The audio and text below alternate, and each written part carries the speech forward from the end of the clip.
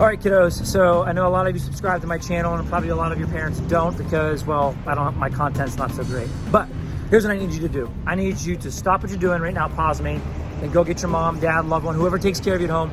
I need you to go take this video to them because they need to see this video because this is more boring adult stuff that you don't care about, all right? Pause, go do that right now.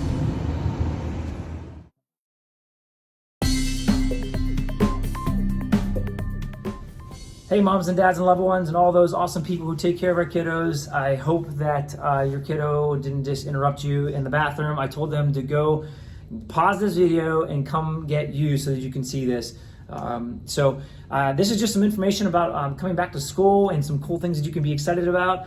I'll try to keep it brief, but you know me, I'm never brief. So anyways, it's always my belief is that make sure we tell the whole story, and if that means I am belaboring a point or talking too much, but we get the information out there, I'm okay with that. So forgive me for this. The great thing about YouTube is just you can scroll right past some things. I'll put some subtitles on here too, that way you can kind of skip to some of the things that you're really interested in. Anyways, hey, we are super excited to have your kiddos back this year. 23-24 school year is going to prove to be the best year yet. I believe that. We are way beyond COVID, thank goodness, and we are back to rock and rolling. And this year we get to do some pretty cool things. We're going to be taking it deeper. We don't have to worry about some of the crazy things we've had to worry over the last few years. We are back in 100 miles an hour. COVID caused a lot of things, and a lot of not so great things in education, as you know. And one of those things were some bad habits instructionally, bad habits for some families, bad habits for the way in which we behave. And so our goal this year is to really, really get back to some things that are really important for kids. So we're going to talk about that today.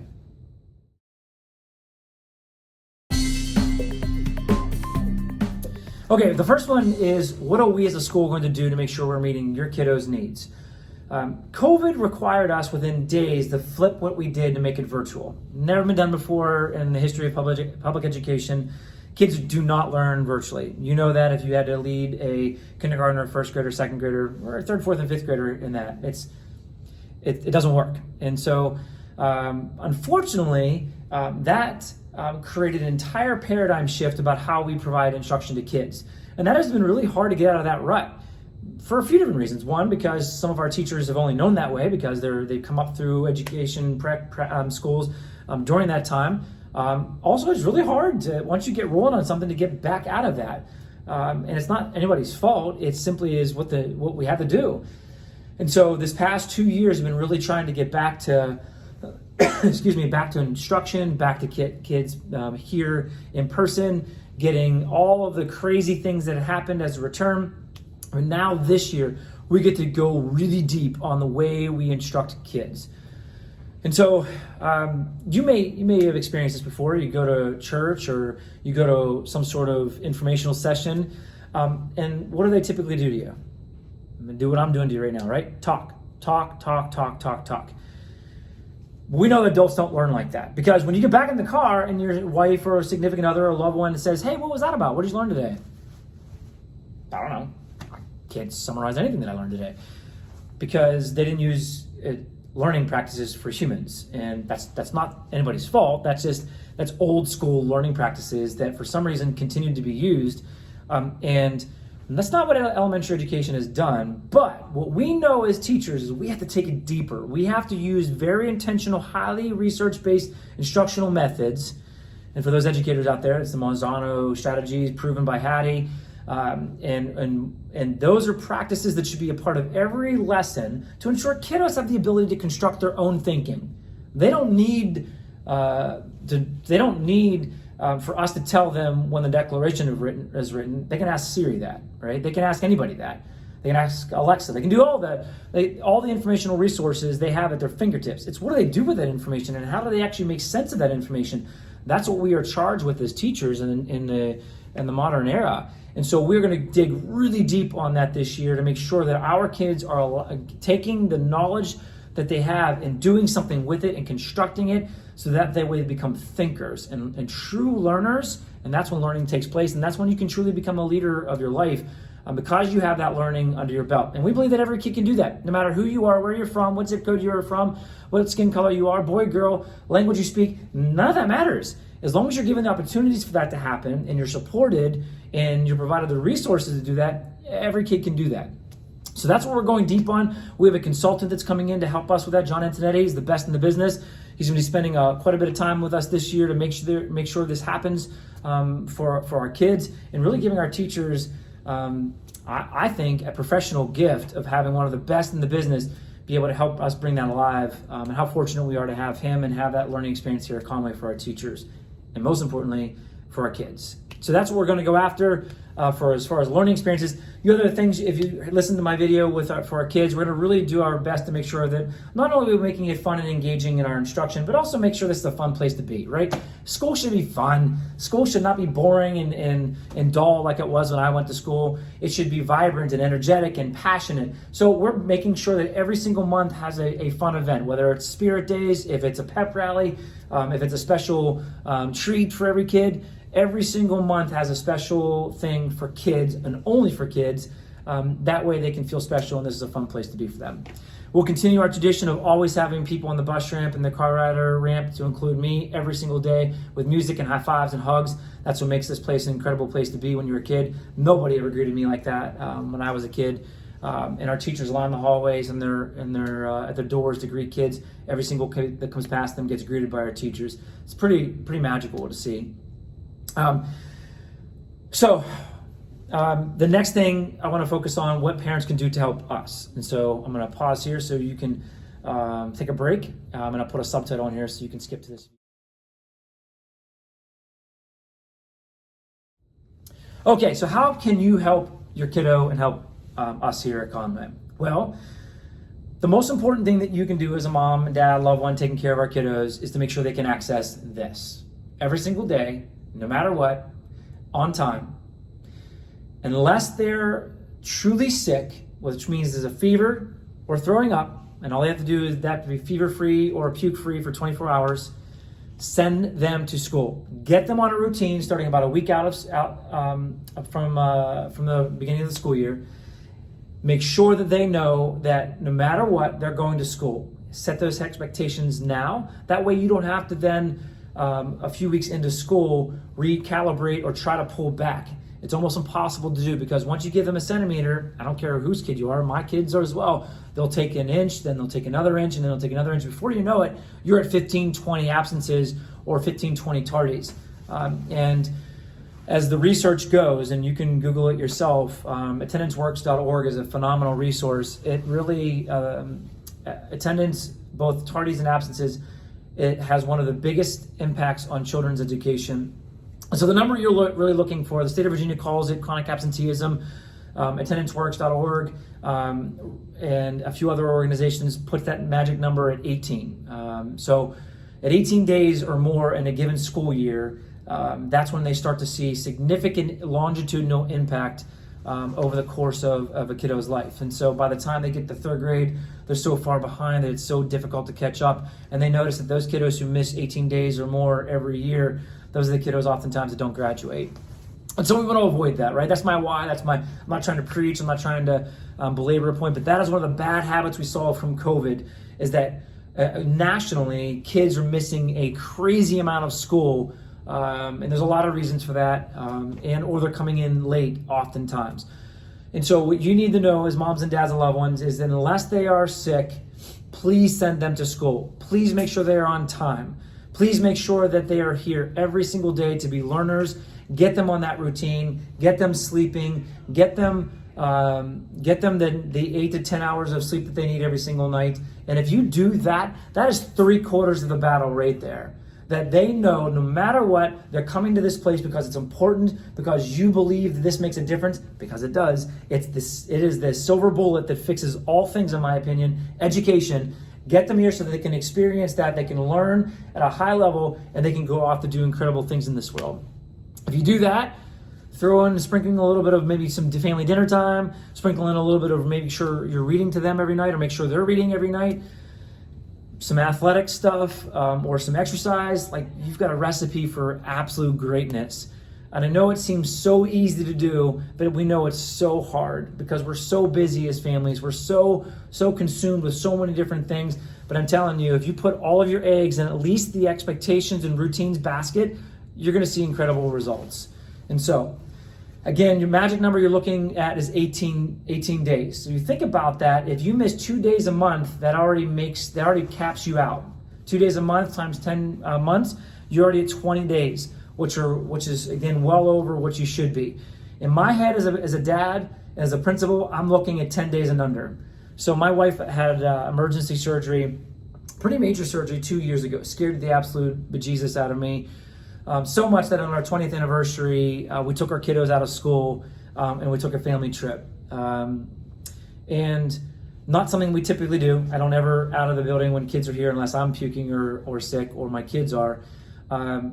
But it was that important to me because I realized life was really short, and the person I love the most in this world, I almost lost. And so we did it. We took that trip. They took the plunge. It was actually 6 days of school that my boys missed. And that year, they only missed 8 days collectively, even with that trip. Now, fortunately, we didn't get sick a whole lot, which is a blessing. At the same time, though, we always had that number in the back of our head. We knew how many days we were going to miss. We knew that we would not want to get anywhere close to that 18 days because we know the impact that it has on them instructionally.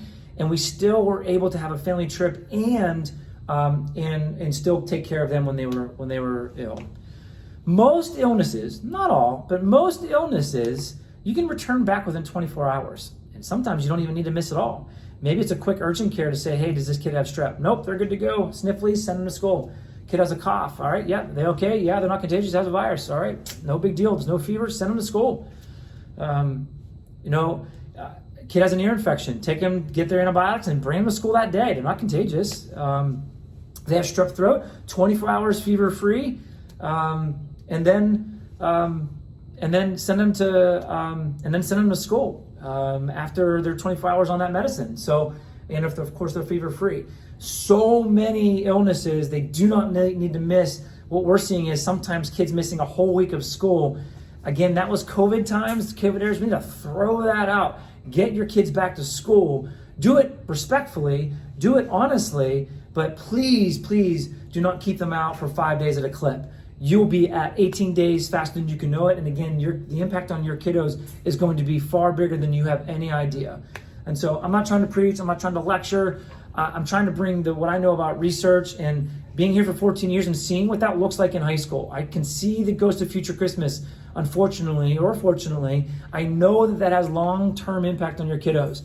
Think of it even this way. What boss in their future, no matter what boss it would be, they could be working for a law firm, a doctor's office, they could be running as the CEO of a company. Which boss or board would be okay with their kiddo or their employee, being tardy 18 times or absent 18 times? None. Nobody. I would be fired if that happened.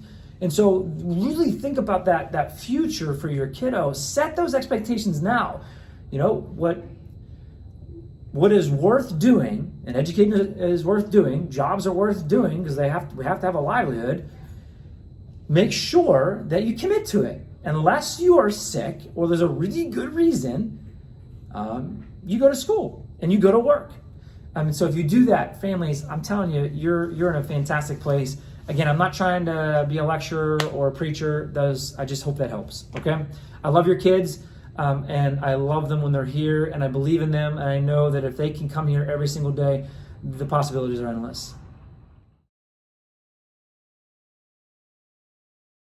Okay, return to school stuff. So we have some cool events happening the week before school starts. So first of all, kindergarten, you have your own special night. We've learned that a long time ago. We do not want you to be overwhelmed with all those other grade levels in here. It is just your night. It is not an open house though. It is a kindergarten night. So I want to make sure you pay attention to these times, because if you show up outside of those times, you're going to be disappointed because you've missed the show. So from 5 to 5:45, A through M, alphabet, last name, you're coming in to go into your classroom, meet the teachers, all that fun stuff. At 5:45, we are all meeting in the gym, all letters A through Z in the gym for a little ditty, a little show from principals and teachers, just to give you some information about kindergarten, right? We'll try not to lecture too much, but it is gonna be some talking at you. We wanna make sure you're in the know. And then at that time, 6:30 to 7:15, the N through Z, you come to your kindergarten classrooms, while the other alphabet, you go home. Now, if you need to switch alphas because of life events, sports, or in middle school open house, super okay, no big deal on that. As long as most of the people follow the alphabet rule, we won't be too overwhelmed with numbers here. So good on that. Kindergarten, that is yours. That is on August 2nd, okay? August 3rd, the rest of you get to come. That is 1st through 5th grade, 4 o'clock to 7 o'clock. We're doing it by the alphabet as well. 4 o'clock to 5:30, you're going to your classrooms. That is an open house. Go anywhere you want to. Come anytime during that window. 5:30 to 7, the N through Z, you're coming in. Again, open house. If you have to swap letters, no big deal. Again, as long as most of the people are following those rules, we won't be too overwhelmed with numbers. And it works. You get to do crazy, awesome things here. That's where you find out about buses and car riders and walkers, and you can sign up for all that. PTA, spirit gear, you name it, you can do it that night. Nutrition, lunch accounts, final registrations, nurse, you can do it all those 2 nights. So we can't wait to see you for those. And then the first day of school, kindergarten, 6th graders and 9th graders have a day that's called Transition Day. Coolest thing in the world. We just started last year. It's the best thing because we have 150 staff members that are hyper focused on our kindergarten. It's almost like a 1-to-1 ratio. Super cool on that first day. So kindergartners, you start on the 8th, regular school day for you.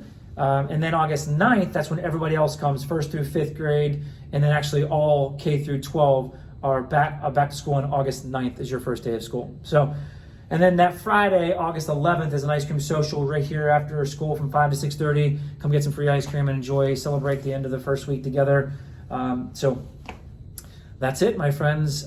Tune in to some different events we have going out. Information, they're on our website. It's also on a newsletter that I send out via email.